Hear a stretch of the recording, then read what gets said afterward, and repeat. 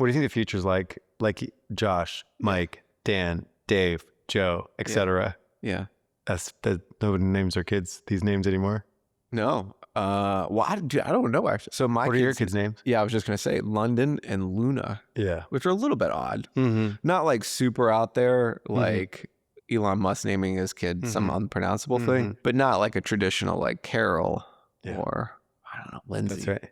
What about your kids' names? I can't say it on the air. Okay. Gotta protect their privacy.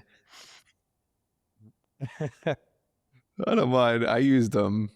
You use them for marketing material. Yeah. If I ever post a picture of my family on social media, I'll first process the child, change their appearance using AI, and then I'll post it. Really? Yeah. Okay. I've done that before. Yeah. I mean, I respect that totally. I get it.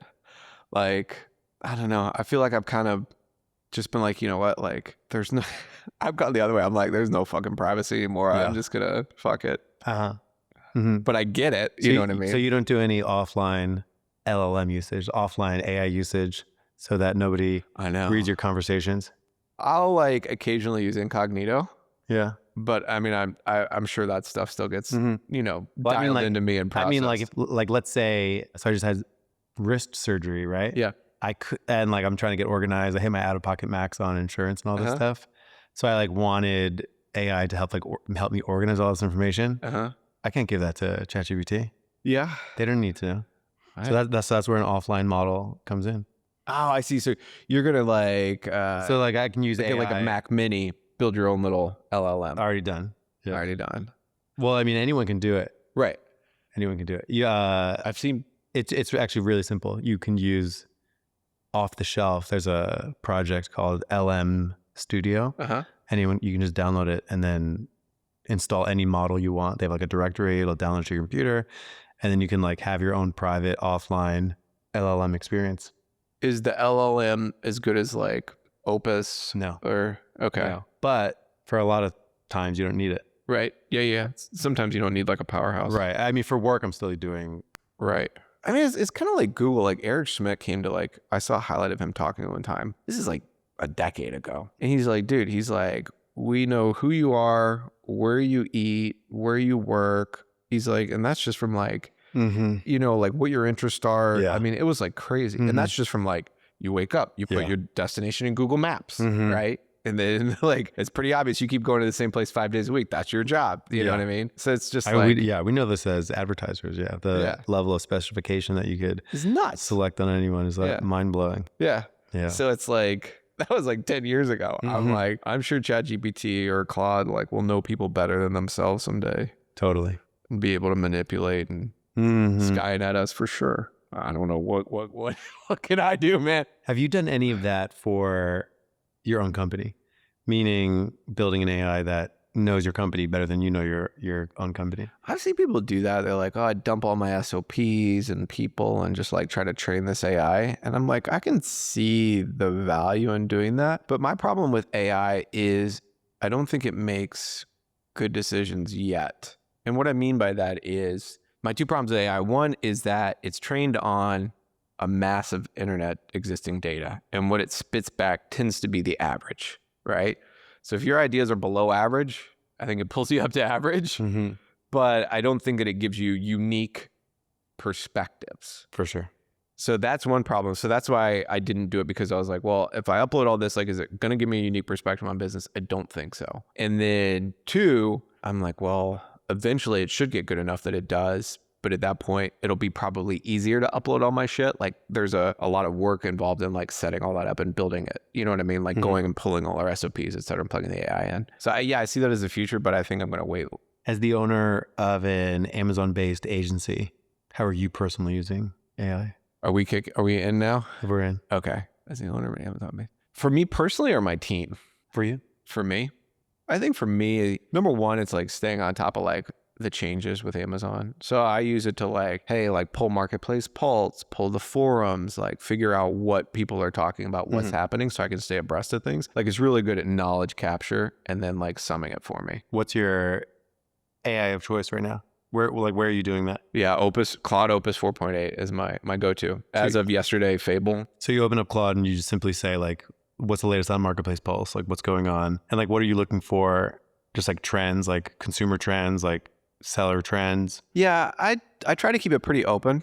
Like I've got a project where it's got like a little bit of background and obviously it has some history. So it has an idea of, or it knows what we do at AmpliSell. So in general, it actually brings back some pretty relevant stuff. You know, like the big thing was the title changes, right? So that came through my feed, or my little AI feed, which is Amazon cutting title changes down to what, 75 characters, which is pretty wild, wild change in of itself. But yeah, that's how I'm using it. So you found out about, you kept abreast of this change by simply, you'll go to the chat and you'll ping it and say like, what's the latest for my recommended resources? Yep. Amazing. And then like deep research it and just let it run. And you know, you can set that up to run every day if you have co-work, right? I don't, but that'd be like a cool thing to do too. Yes. Yeah. So agreed, like keeping on top of things. You do it daily, once a week? I said daily, but honestly, I'm probably doing it like once a week, realistically. Because it's like, all right, like, let me make sure I'm on top of shit. So like, let's take this title change process. Like, did that make its way into your company knowledge base? Like, how do you get that information to everyone on the team? Yeah, good question. So number one, I'm going to pump it into Slack, to our general Slack channel. If it's super important, you know, I'll add the channel, so make sure everybody sees it immediately. The title change is a pretty big one, right? And then it goes to Brady, our head of performance, brand performance. You met him. And he'll pull it into our knowledge base. So we have like a running knowledge base. And then because that one obviously impacts the design team, right? Like the design team, our head of design, Camila, will pick it up and be like, okay, you know, as of July, I'm going to get the date wrong. I think it's 22nd or something. Here's how we got to be doing it. And then they create a plan for like, okay, well, what do we do for all the thousands of existing listings that might get changed? So then we got to create a plan for that. And then how do you ensure, so you said that you took it from there into a Slack channel. How do you ensure that the Slack channel gets read? That's a good question. I like, you know, as a manager, I kind of go between like micromanaging and staying hands off. Like there's that balance. And so on some level, like I want to rely on my leaders to be like, okay, I gave you what is very, at least to me, clearly important information that we're going to have to iterate on. Here it is. You do the necessary changes and I trust you to do that. I don't say, okay, update the SOP, go to, you know, create a project plan to update all of our clients, you know, et cetera. I don't do that. Is there anyone, so I'm very fascinated by like agencies in general. So I guess the other question too is like, if you post that in Slack, it's like a fine line, right? Like you just mentioned it, you're not telling them exactly what to do. Go update this SOP. But I guess what are the checks and balances of ensuring that it actually is like getting done? So like the person who's actually like changing titles, how do they know? Because I think that's a very common theme in the digital marketing world, small business world, wherever, where it's like new information comes in, like especially digital marketing, everything's always changing. It's a rapid pace. Like how do you ensure the person who's pressing the keyboard like knows that information that started from like you getting your Claude digest? Like how do we ensure that that gets done? I'm very curious by this question. Yeah, that's a good question. I think for me, my two key leaders, you know, like Brady, my head of brand performance, Jeff, my head of operations. I think I've communicated with them a lot about how I like to operate. Like I want to say like, hey, you have these objectives, these clear objectives. I want you to go and get them. I don't care how you do it, of course, within ethical boundaries. But like, let's continue to meet and update me on how you're getting to those. And then I'll help you, you know, if and where possible. And so for something like that, where it's like, okay, I dumped key information into the Slack and, you know, people responded, I at least make sure they see it and respond. At that point, I'm just basically resting on Jeff, my operations manager, to put it into the SOP and Brady to put it in the knowledge base. And then Jeff is working with Camila, our head of design, to ensure that the designers know. And so, yeah, like it's a good question. I don't trace it all the way down to the last person. I just don't think, maybe this is too strong opinion, but I feel like if you have to, then you haven't put good leadership in place.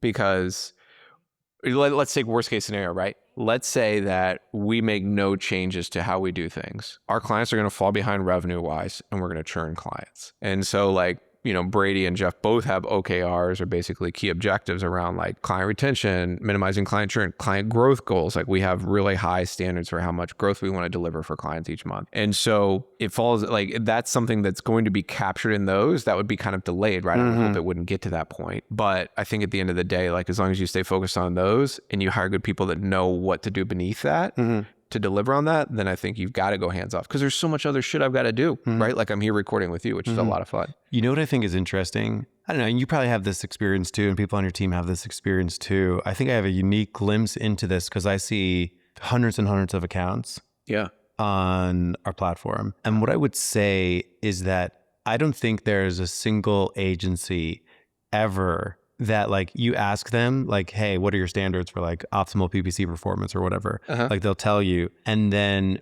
not all of their accounts all the time, but like periodically, like things slip through the cracks where it's like, oh, like I remember a couple of years ago, I was in a room of like Amazon agencies and I asked them like, during your PPC audits, how many of you do a wasted spend check? Meaning like you just download a search report, you say orders equal 0. What is that? Like how many people do that? Like everyone did it. Everyone raised their hand. Everybody, Of course, right? Wasted spend check. And then I this was years ago, then I asked them again, like 6 months later after working with a client, how often are you checking wasted spend numbers again? And it's like no one, like maybe a couple of people were like, oh yeah, like that's a number we track. But like you have to go out of your way to do it. So I think it's really interesting. Like I think about this concept a lot, like an audit-proof marketing campaign, like an audit-proof account, like something that you can, as an agency, sit there, or even if you work at a brand, you can sit there and know that anyone could audit this account and it'll be like pretty good. And I think you get into the realm of like, you could find improvement in any account at any time. Like, so like you could do like any account at any time can be improved, of course. So it's not like optimization ever ends, an account is never perfect. But what I'm saying is like, there's things that I think any agency, like I think about it in terms of like churnable events, like fireable offenses, like something that someone would churn out. And the reason they would cite is something like, I didn't get contacted enough, or like felt like the agency wasn't keeping up with changes, or like it's too expensive, or like not enough return. Like there's some reason. And sometimes the reasons are like, I think maybe the technical work isn't as good as it should be because I got this audit and it said this thing. And I feel like a lot of times, like I see it a lot where like sometimes things slip through the cracks. I think it's really hard to pin down. And like one thing that goes through my head is like, how do we use tooling? Like how do we use software, AI, so on and so forth, to avoid those events where it's like, how can we build a system that like does that? Because to my initial question, it was like, okay, some change happens in Amazon. It's like you post it in Slack, maybe the team talks about it, and then it's like updates in the SOP. And then like the last step is of course like checks and balances. That's something I think about a lot too, like checks and balances, like ensuring that the things that we say that we want to do are actually being done and actually like valuable and like worth doing. So that's where I think a lot about like these automated checks. So that's why I asked you about like AI brain at the company. That's something I'm really fascinated on. So like it's almost like easier to do with simple things where it's just like any KPI that you'd ever want to track can now be tracked. So it's like response time. Like how quickly do we respond to clients? That's like a known thing. And I feel like there's a cool opportunity for like AI to like check that KPI for you. If it's out of bounds, like send you a message. I think that's like a unique thing. That's been my concept for like AdBadger for a really long time. Like software in general is like, imagine you had a junior person on your team who just like handed you the report of information you wanted to know, similar to what you just said with like getting your news. So like, I love that like full feedback loop. And I think a lot about that over the years. And now with AI, I love the idea that you can like spin up something to like go and get the numbers and like bring them back to you and like tell you the report. Like the report is just waiting for you. I absolutely love that. So like ensuring quality is like something I think a lot about because there's so many things to do in digital marketing. There's so many things. One thing that I like to do is like, I want to help people like not have these things that they probably know, like, oh, I should be doing that. I should be doing that. Like even solopreneurs, like managing their own Amazon marketing, like they feel it the most because like they know there's so many things to do and like, you know, they're doing everything themselves. So it's like, they know that there's these cracks. So like sort of completing that full optimization loop is something I think a lot about. You made a really good point about sort of leveraging AI as a junior person to sort of review and deliver the report for you so you can take action. And that's something that my team is doing at AmpliSell is we have an AI that we're running against our accounts, kind of like what you're talking about, and auditing the accounts on an ongoing basis. Because to your point, everybody does an audit, or every agency does an audit account before they start on the account. And they say, here's your wasted spend, here's all these other issues. Like you said, nobody ever does it again. Brady on our team came up with the idea of like, well, we're running these audits, let's just keep running them on the accounts. and then let's have the AI run it because it can pull the reports. It can build or it can pull the data and build the report, and then the ad specialist enact on that. So we just started doing that, and that I think has been really powerful towards your point of like making sure that stuff doesn't fall through the cracks. Right. I mean, this might sound kind of hokey, but in my ideal world, like a client works with us or somebody comes and works with us, like they work with us forever. I don't know. Like it's my business. It's very personal to me. And so like getting fired sucks, right? Like when a client's like, I don't want to work with you anymore. I hate that. And so like we have some pretty crazy goals around like client retention and stuff like that I think like, well, like why not, right? Like if we do a great job, of course, everybody's going to make a mistake somewhere, right? But in general, if you can keep the mistakes to a minimum, and then when you do make a mistake, own it, fix it fast, and iterate from there, I think that like people stay with you forever. And for me, it's like, yeah, that helps me grow my business, of course, but it also like, I don't like getting fired. Yeah. Like, I take it way too personally, man, you know? Yeah. It's funny. Yeah. Like the thing that we're building right now is like basically like an ongoing audit of someone's account where you like get a score, and it's like all the things that you would look for in an audit, like match type performance and like your breakout of like, are you too over indexed on any one particular thing, or like your best keywords overshadowing your worst ones, you know, those kinds of things, like what's your waste and like how you track that kind of thing is like, I think it's great. Like you just have an audit-proof account. I think that's like phenomenal. I like that. That's like also a great marketing term too. You should be like audit-proof accounts. So you're using it to get that digest. And I would dare say like you then use that digest and turn around and do something pretty cool with it, which is like feed it to your team and give them new information. Because, you know, you sort of mentioned it, like they sort of know like as this new information comes, like they need to incorporate it. You know, you mentioned something too. I feel like in this world where you can get so much information so fast and like everything's changing and like prioritization is really difficult. So like how do you decide what gets dropped into that Slack channel and shared with the team? Yeah, that's a good question. I think kind of to your point, what's going to matter in the future is knowing what to work on, because like you said, we are just, I mean, this has been since the internet, right? We've had just a flood of information. And like, I think the people that I see succeed and be successful are working on the right things. And that's all they work on. And they do a really good job of that. And so I think that comes back to sort of like hiring independent thinkers who can bring unique perspective and are like, hey, this is what's important. That's what's important. And trusting that they know what's important to work on to drive results. And so for me, like I leave a lot of that responsibility on my team, but then I'm like the feedback loop. So it's like every week, like I'll meet with my leadership team and be like, okay, what are you guys working on this week to hit your OKRs? And they're like, okay, I'm doing these things to hit my OKRs. And then that's my opportunity to be the feedback loop and be like, I don't think working on that's going to help you hit your OKRs. Or however I can help them, be like, okay, if you do that, I'm going to need to help you by doing ABC. And so for me, that's kind of like where that feedback loop comes in. What's a typical OKR at your agency? Objectives almost always, like I talked about earlier, like increasing client retention, right? So like client retention right now is probably about like 19 and a half months, right? How do we get it to 24? How do we, client growth goals, we tier it, right? Because like not every client is going to see dramatic growth. Some will see like 20%, some will see 40. Then you've got your skyrocketers, which are doing 200%. And so we kind of want to say like, okay, we want every client to be hitting at least 25%. And then every client, and then our top tier is hitting 45, 50% or whatever. And it's like, okay, how do we keep pushing that number up? And then that comes back to your point of like, well, there's a lot of things you can do on Amazon, but what's actually going to pull, drive growth there? Right. And so then those would be like objectives, and then key results, might be like, okay, client average growth for tier A has gone from 45% to 50%, something like that. Do you ever feel like goal setting is a tricky thing to do with clients? Like, you mentioned 25%. Yeah. Was that year over year?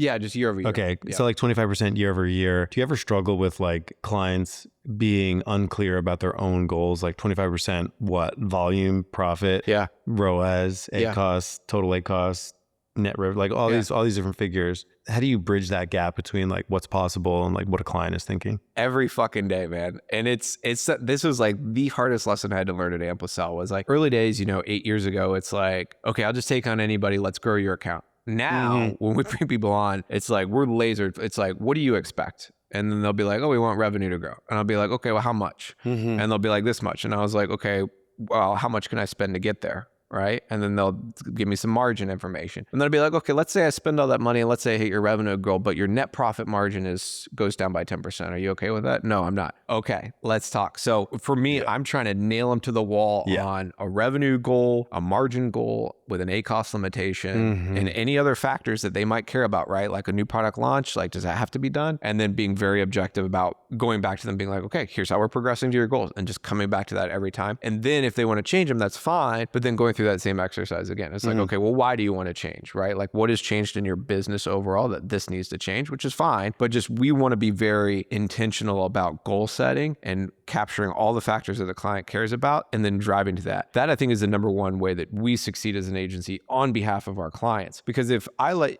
a client come in and just be like, oh, I want to drive revenue, I'm like, okay, great, we're going to get started. And then they're expecting 100% revenue growth. We're thinking 30% revenue growth is great. Then that's like, then we have a disconnect and they churn, right? They're not happy, we're not happy. So it's like, you got to nail, maybe this is like a bad way to say it, but I feel like I got to like nail people to some goals. Totally. And I think too, around expectation setting, right? I think most of the people that we work with, like 80% of them have reasonable expectations. We sit down and like, I'm like, well, what kind of revenue numbers do you think you can hit? They're pretty smart people most of the time. And they're like, yeah, we can hit these numbers. Some people have like crazy expectations, and then it's usually just about resetting that. It's like, okay, well, you wanted 2x growth, but okay, but you're telling me I also can't spend any more on ads, right? Like, it's stuff like that. You know, you kind of gotta, but that doesn't happen much anymore too either. I feel like most people we work with are pretty like, I get it. You know, I feel like at this point, the obvious question is like, what is the highest leverage activity to do right now? I'm going to ask the opposite question, which is, what is the worst mistake that you would say Amazon sellers are making? What's the worst idea?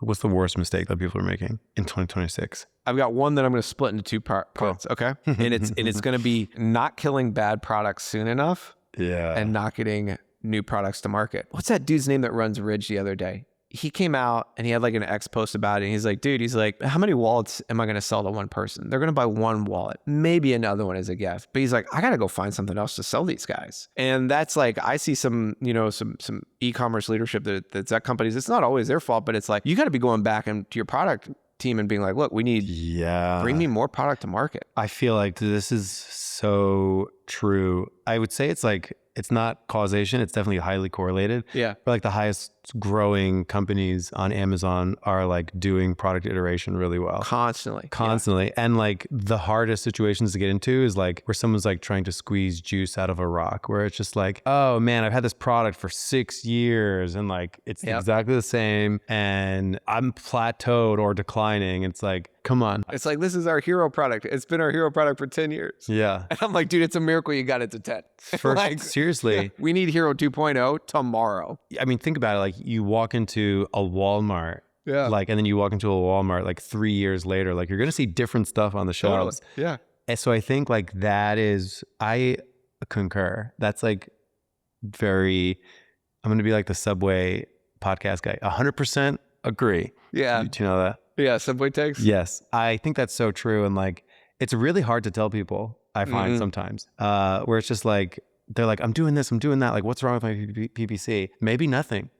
Like, maybe it's fine. Like the bigger issue is like, my favorite place to go if somebody wants something to do is like, you can go to Product Opportunity Explorer, type in the niche, and I've said it on the show maybe 25 times. Go to Product Opportunity Explorer. It'll tell you for that niche what the average number of launched products is, like per 90 days, like 365 days. It's like never zero. Like there's new products introduced on any like search result page all the time. And it's just like, it's only a matter of time before a competitor introduces another product for that, competing for that same hero keyword that you have. It's going to chip away at what you got. It happens all the time.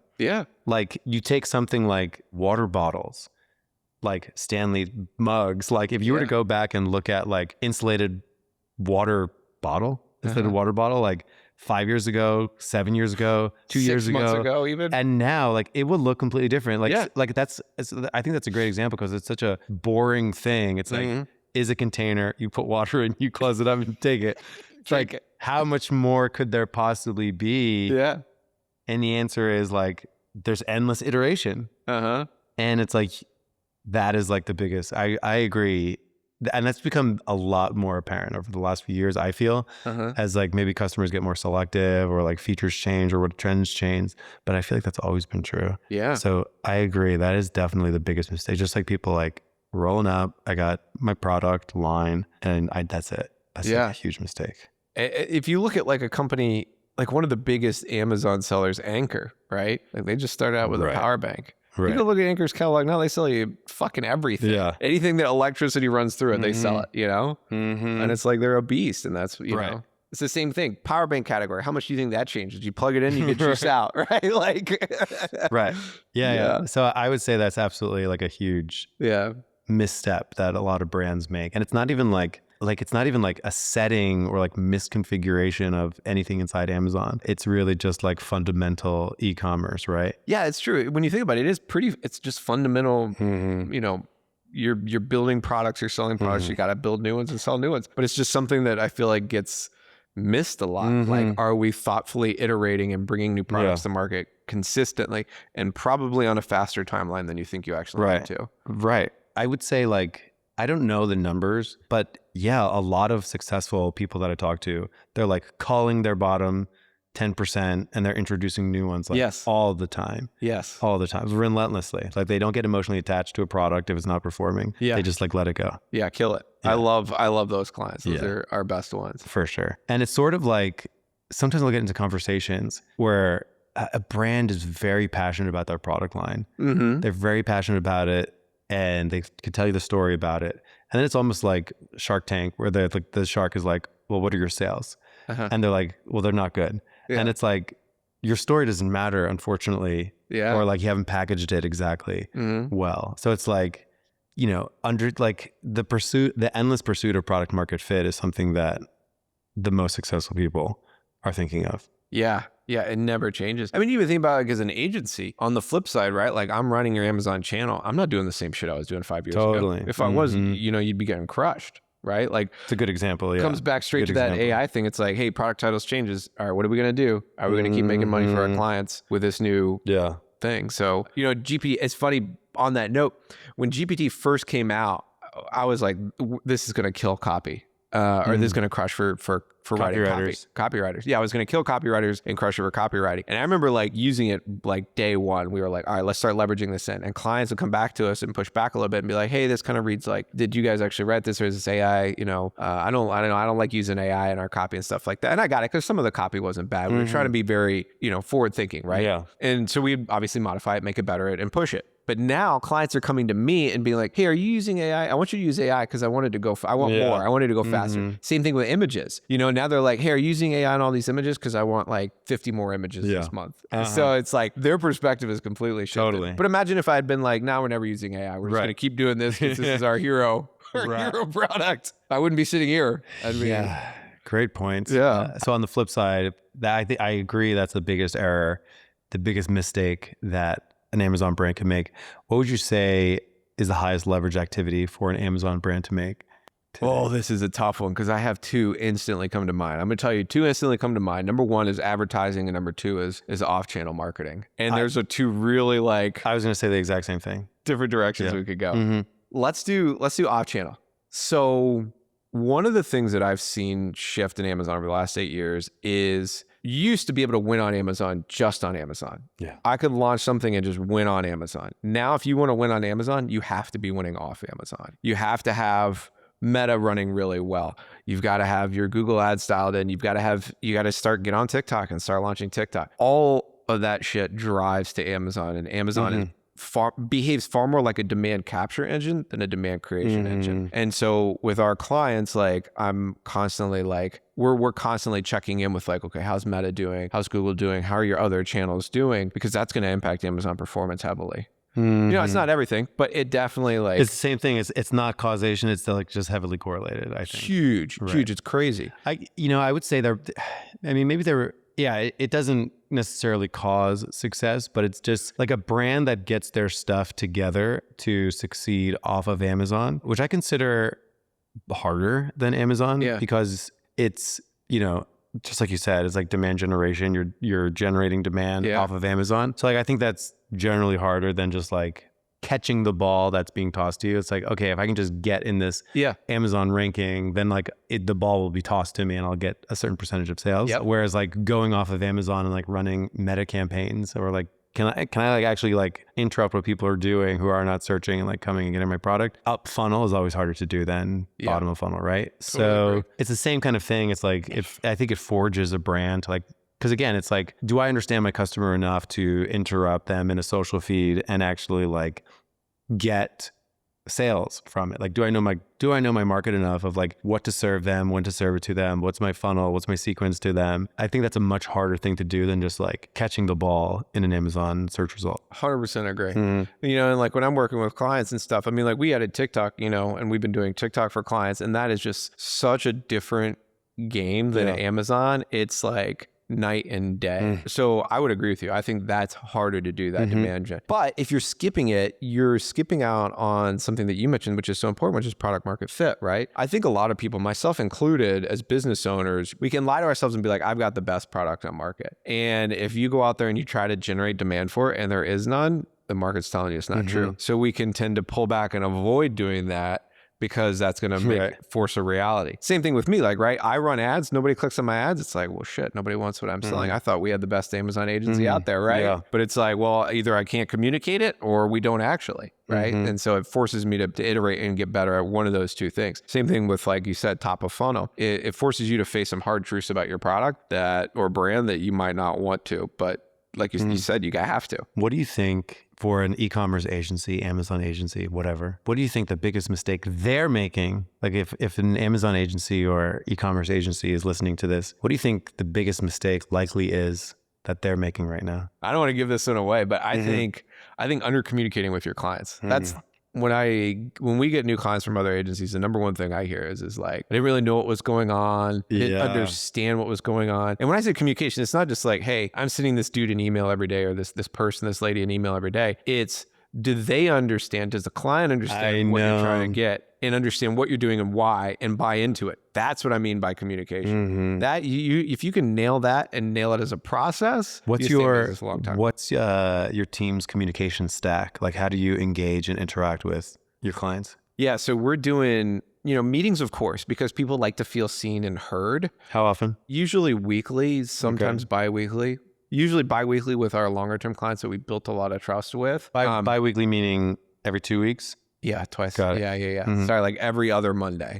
Yep. So that tends to be like longer term. If you wanted to be fancy, you could say fortnightly. Fortnightly? Yeah. Yeah, no shit. Yeah. Okay, I'm going to start doing that. Yeah. That's just going to confuse people. Coming back to the communication thing. So number one is meetings and giving people an opportunity to feel seen and heard, right? Yeah. Like you got to, that sounds like therapy, but you got to listen. Like, hey, have your goals changed? How do you, how's it going? How do you think it's going? Like, give me feedback. Active listening. So number one, repeating back to people what they say. This is going to be a masterclass, but I just feel so strongly about this. So like getting them on a call, making them feel seen, making them feel heard, repeating back what they say, and then tying all of that to an objective, for lack of a better word, goal. Or tying it back to our objective goals. So number one, that. And then number two, we're reporting weekly, but it's not just like throwing somebody a report, it's throwing the why. So you can send them a bunch of data. I get reports from the agencies that we hire, and it's like, I'm going to look for like my 3 numbers I care about. And then the rest of it's just like, right? And if my 3 numbers that I care about are not going the direction I care about, I want them to tell me why. And so we try to do the same thing for our clients. Like, hey, here's the numbers that we should be tracking and that we care about. Obviously, here's some other information if you got to pass it on to other people on your team. 1, and then 2, here's why these numbers matter. Like if we're tracking below, why? And what are we doing to fix it? If we're tracking above, why? And how do we do more of that?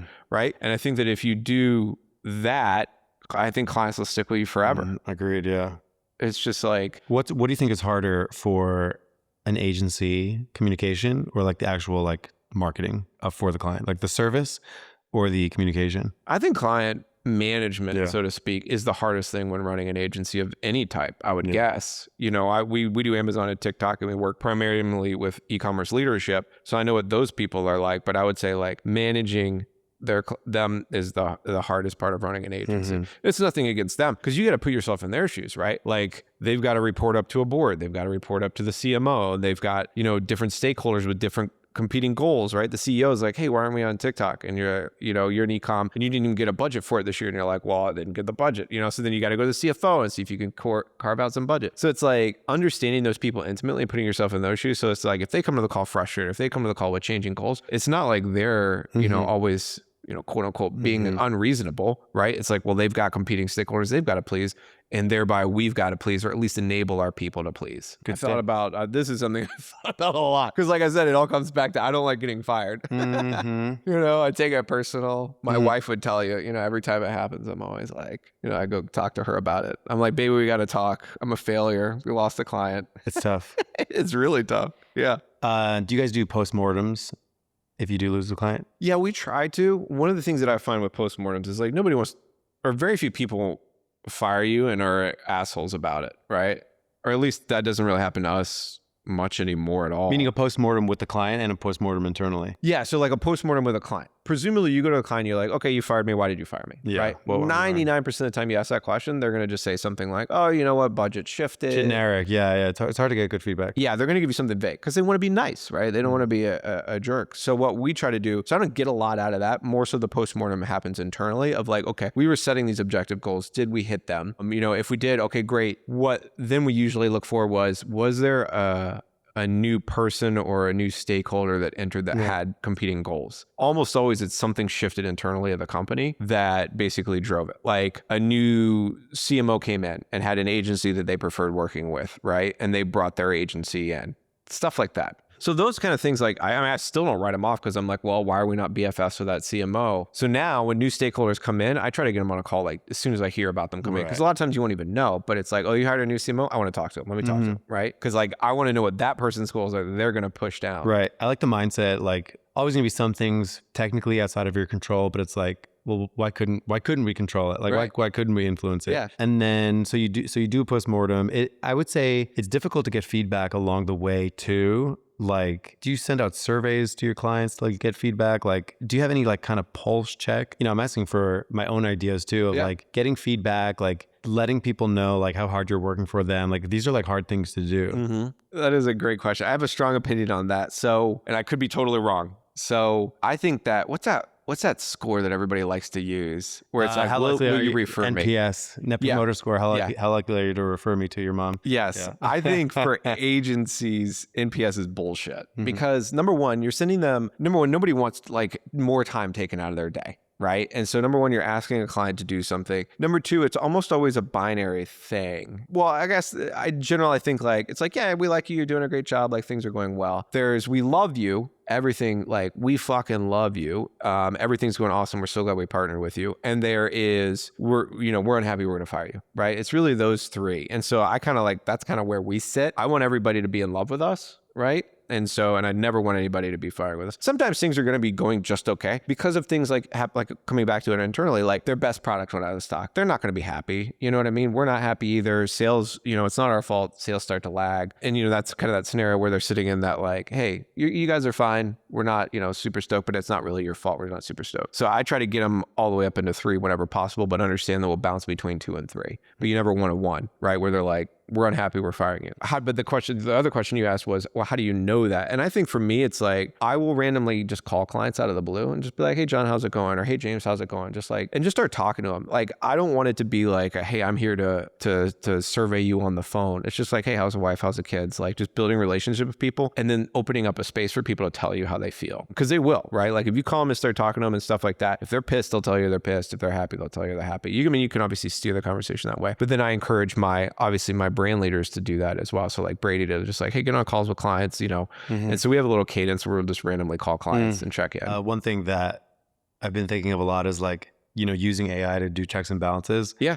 Like scanning all your emails, scanning all your calls with a particular client and then doing like a pulse check. I love that idea. It's pretty good. Yeah. So you could just be like, hey, Claude, read all my emails with client, with John and give me a pulse check. Yeah. So we do that internally with like ad badger customers. Like we know like what pages they've looked at, what tools they haven't used. And like, we're able to like contact them and be like, smart. Yeah. Hey, you aren't rank checking any keywords. Like, don't you wanna? Yeah. Like, here's why you should type thing. It's been great.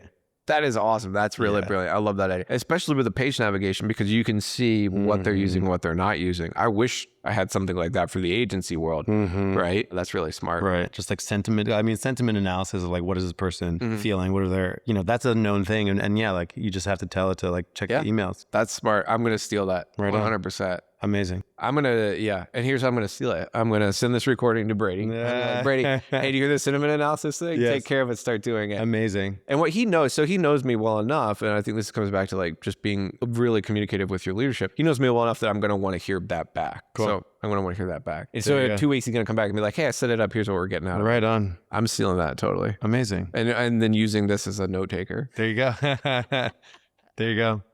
Josh, it's always so nice to link up. Yeah. That you drove from Houston today to Austin. I drive from Houston to Austin just to meet with you. Appreciate it. Yeah. Appreciate it. Thanks for having me on, dude. I mean, you were like I think you have the best podcast in Amazon for sure. Far and away. It's funny because people come back to me and they're like, hey, I heard you on Ad Badger. Wow. I love that podcast. Like, I think that you have the best guest. You always get good things out of people. You're great at interviewing people and like just peeling useful information out of people. You're a great listener. I mean, I just think you crush it. So honestly, it's a privilege for me to be here. Someone told me one time, first of all, thank you. Yeah. I really appreciate it. Thanks so much to everyone for listening. Yeah. Someone told me the other day they went on some other podcast and they're like, man, that guy was such a jerk. It's almost like he would like wanted to live fight me on the show. In the Amazon space. Like, just like wanted to argue with me on the show. I'll let the listeners guess who it was. I could see that. Probably for like views. I feel like that's probably the thing now, right? Yeah. Like you need some drama. Yeah. Sorry guys, we're just trying to help you get better. I'm pretty chill. Yeah, no drama here. I'm pretty chill. Drive a Subaru Outback. I'm pretty chill. Yeah, he's a chill dude. Chill dude. Normally you comment on me wearing Birkenstocks. I broke out the boots. Yeah. I actually like those boots. I didn't notice them. I was like, oh, I like that. Yeah, they're pretty good. Yeah. They're pretty good. Running shoes. I think my last question for you, so you were born in Texas. Yeah, born in Houston. But I didn't grow up here. Fort Myers, Florida. Okay, that makes sense. Because I was going to say, since moving to Texas, because I'm originally from New Jersey, I swear a lot. And since coming to Texas, I think I swear less. I think people swear less here. I think we got a couple F-bombs, couple S-bombs out of you today, which is great. Yeah. Because I normally swear quite a bit. Same. I got New Jersey energy. Yeah. It comes out. Yeah. I feel like I take pride in my neuroticism, which I got from living in New Jersey. Right. And as part of that, you swear a lot. Yeah. You think that's Florida influence? Yeah, maybe Florida, because Florida, we get a lot of people from Northeast, a lot of Yankees. You get a lot of New York energy down there. Yeah, you do. Old New Yorkers too, because they're retired, so they don't give a fuck. They're just like there to just, that's great. Fuck shit up and just party all the time in Florida. So that's kind of like, that's my vibe, old New Yorker vibe. I love it. Amazing. Yeah, because people are definitely politer here. Like I'll notice I get on calls and I can within probably about a minute know where the region-ish you live in for sure. Yeah. I always like to kind of play that game with myself at a time. I'm like, I bet I know where this person's from. Amazing. Yeah, it's fun. Fantastic. Yeah, buddy. Thanks for having me on. This is good. Oh shit, we're out of time. I didn't even know. The end. You were watching the clock. I'm a professional. I've launched campaigns and picked keywords. I've got my bids, set placements too, and bad mistakes.